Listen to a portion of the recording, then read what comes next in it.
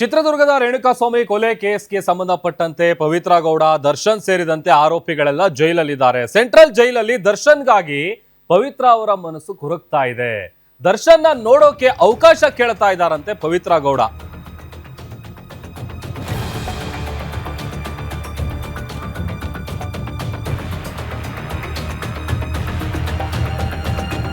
Central ಜೈಲ್ನಲ್ಲಿ ದರ್ಶನ್ಗಾಗಿ ಪವಿತ್ರ ಕೊರಗ್ತಾ ಇದ್ದಾರೆ. ದರ್ಶನ್ನ ನೋಡ್ಬೇಕು, ಅವಕಾಶ ಕೊಡಿ, ಮಾಡ್ಕೊಡಿ ಅಂತೇಳಿ ಕೇಳ್ತಾ ಇದ್ದಾರೆ ಪವಿತ್ರ ಗೌಡ.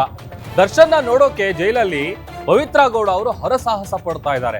ಅಲೋಕ್ ಕುಮಾರ್ ಬಳಿ ತಮ್ಮ ಅಳಲನ್ನ ತೋಡ್ಕೊಂಡಿದ್ದಾರೆ ಅಂತೇಳಿ ಗೊತ್ತಾಗಿದೆ. ಪರಪ್ಪನ ಅಗ್ರಹಾರ ಜೈಲಿನಲ್ಲಿ ಪರಿಶೀಲನೆಯನ್ನ ನಡೆಸ್ತಾ ಇದ್ದಾರೆ ಅಲೋಕ್ ಕುಮಾರ್ ಅವರು. ಈ ವೇಳೆ ಪವಿತ್ರ ಬಾರಕ್ ಬಳಿ ಹೋಗಿ ವಿಚಾರಿಸಿದ್ದಾರೆ ಅಲೋಕ್ ಕುಮಾರ್.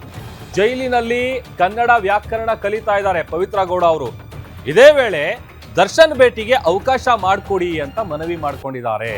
ಯಾಕಂತಂದ್ರೆ ಕೊಲೆ ಕೇಸ್ಗೆ ಸಂಬಂಧಪಟ್ಟಂತೆ ಬಹಳಷ್ಟು ಸಂದರ್ಭದಲ್ಲಿ ವಿಚಾರಣೆಗೆ ಹೋದಂತ ಸಂದರ್ಭದಲ್ಲಿ ಆಗಿರ್ಬೋದು, ಕೋರ್ಟ್ ಹೋದಂತ ಸಂದರ್ಭದಲ್ಲಿ ಆಗಿರ್ಬೋದು, ಒಬ್ರಿಗೊಬ್ರು ಮುಖ ನೋಡ್ತಾ ಇರ್ಲಿಲ್ಲ, ಮಾತಾಡ್ತಾ ಇರ್ಲಿಲ್ಲ. ಅದಾದ್ಮೇಲೆ ಇತ್ತೀಚೆಗಷ್ಟೇ ಒಂದ್ಸಲ ಪರಸ್ಪರ ಇಬ್ರು ಕೂಡ ಮಾತನಾಡಿದ್ರು, ಹಿಂದೆ ಯಾಕೆ ನಿಂತಿದ್ಯಾ, ಮುಂದೆ ಬಾ ಅಂತೇಳಿ.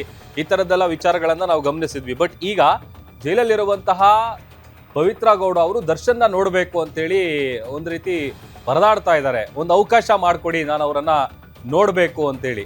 ಯಾಕಂತಂದ್ರೆ ವಿಡಿಯೋ ಕಾನ್ಫರೆನ್ಸ್ ಮೂಲಕ ವಿಚಾರಣೆಗೆ ಹಾಜರಾದಂತ ಸಂದರ್ಭದಲ್ಲೂ ಕೂಡ ಯಾವಾಗ್ಲೂ ಅವರು ಪದೇ ಪದೇ ಮುಖ ಕೊಟ್ಟು ಮಾತಾಡ್ತಾ ಇರ್ಲಿಲ್ಲ. ಕಾರಣ, ನಿನ್ನಿಂದಾನೇ ನಾನು ಜೈಲಿಗೆ ಬಂದೆ ಅನ್ನುವಂತ ನೋವು ಬಹುಶಃ ದರ್ಶನ್ ಅವ್ರಿಗೆ ಇದೆಯೋ ಗೊತ್ತಿಲ್ಲ. ಅದ್ರ ಜೊತೆಗೆ ಪವಿತ್ರ ಗೌಡ ಅವರು ಹೇಗಾದ್ರೂ ಮಾಡಿ ದರ್ಶನ್ ಜೊತೆಗೆ ಮಾತಾಡ್ಬೇಕು, ಅವ್ರನ್ನ ನೋಡ್ಬೇಕು ಅನ್ನುವಂತ ವಿಚಾರವನ್ನ ಅವ್ರು ಹೇಳ್ತಾ ಇರೋದು. ಹಾಗೇನೆ ದರ್ಶನ್ನ ನಾನು ನೋಡ್ಬೇಕು, ಅಲೋಕ್ ಕುಮಾರ್ ಅವರು ಅಲ್ಲಿ ಪರಿಶೀಲನೆ ಮಾಡಿದಂತ ಸಂದರ್ಭದಲ್ಲಿ ಏನಮ್ಮ ನಿನ್ನ ಹೆಸರು ಅಂತ ಕೇಳ್ತಾರೆ ಅವರಿಗೆ. ಆ ಪ್ರಶ್ನೆ ಕೇಳದಂತ ಸಂದರ್ಭದಲ್ಲಿ ಅದಕ್ಕೆ ಪವಿತ್ರ ಗೌಡ ಅವರು ಹೇಳ್ತಾರೆ, ನನ್ನ ಹೆಸರು ಪವಿತ್ರ ಗೌಡ ಅಂತ ಸರ್ ಅಂತ. ಆಗ ಅಲೋಕ್ ಕುಮಾರ್ ಅವರು ಮರ್ಡರ್ ಕೇಸ್ ಟ್ರಯಲ್ ಶುರು ಆಗಿದೆಯಾ ಅನ್ನುವಂತ ಪ್ರಶ್ನೆಯನ್ನ ಕೇಳ್ತಾರೆ. ಆಗ ಪವಿತ್ರ ಗೌಡ ಅವರು ಹೌದು ಸರ್ ಅಂತ ಹೇಳ್ತಾರೆ.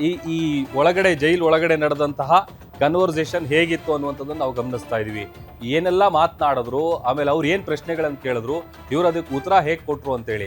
ಆಗ ಪವಿತ್ರ ಗೌಡ ಅವರು ಹೌದು ಸರ್ ಅಂತ ಹೇಳಾದ್ಮೇಲೆ 2 ಡೇಟ್ ಮುಗ್ದಿದೆ, ಈಗ ಮತ್ತೆ ನಾಳೆ ಇದೆ ಅನ್ನುವಂಥ ವಿಚಾರವನ್ನ ಹೇಳ್ತಾರೆ. ಆಗ ಅಲೋಕ್ ಕುಮಾರ್ ಅವರು ಬಾರಕ್ನಲ್ಲಿ ಏನಾದ್ರೂ ನಿಮಗೆ ಸಮಸ್ಯೆ ಆಗ್ತಾ ಇದೆಯಾ, ಏನಾದ್ರೂ ಪ್ರಾಬ್ಲಮ್ಗಳಿದ್ರೆ ಹೇಳ್ಕೊಳ್ಳಿ ಅಂತ ಕೇಳಿದ್ದಾರೆ.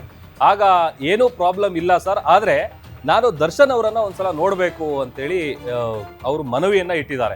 ಅಂದ್ರೆ ನಾನು ದರ್ಶನ್ನ ನೋಡ್ಬೇಕು ಅಂತ ನನಗೆ ಅನಿಸ್ತಾ ಇದೆ, ಹಾಗಾಗಿ ನೀವೊಂದು ಅವಕಾಶ ಮಾಡ್ಕೊಡಿ ಅಂತೇಳಿ ಅಲೋಕ್ ಕುಮಾರ್ ಅವರ ಬಳಿ ಅವರು ಮನವಿಯನ್ನ ಮಾಡ್ಕೊಂಡಿದ್ದಾರೆ. ಆಗ ಪರ್ಮಿಷನ್ ಇದ್ರೆ ಭೇಟಿ ಮಾಡಿಸಿ ಸರ್ ದಯವಿಟ್ಟು ಅಂತೇಳಿ ಅಂದ್ರೆ ಒಂಥರ ರಿಕ್ವೆಸ್ಟ್ ಮಾಡೋ ತರ ಕೇಳ್ಕೊಂಡಿದ್ದಾರೆ. ಆಗ ಅಲೋಕ್ ಕುಮಾರ್ ಅವರು ಜೈಲ್ ಮ್ಯಾನ್ಯುವಲ್ ನಲ್ಲಿ ಅದಕ್ಕೆ ಅವಕಾಶ ಇದ್ರೆ ನೋಡ್ತೀನಿ ಅನ್ನುವಂತ ಒಂದು ಭರವಸೆಯನ್ನ ಕೊಟ್ಟಿದ್ದಾರೆ. ಇದು ಅವರಿಬ್ಬರ ನಡುವೆ ನಡೆದಂತಹ ಕನ್ವರ್ಸೇಷನ್. ಅಲ್ಲಿಗೆ ಹೋದಂತ ಸಂದರ್ಭದಲ್ಲಿ ಮೊದಲಿಗೆ ಏನಮ್ಮ ನಿನ್ನ ಹೆಸರು ಅಂತ ಕೇಳ್ತಾರೆ. ಅದಕ್ಕೆ ಪವಿತ್ರ ಗೌಡ ಅವರು ತಮ್ಮ ಹೆಸರು ಹೇಳ್ತಾರೆ.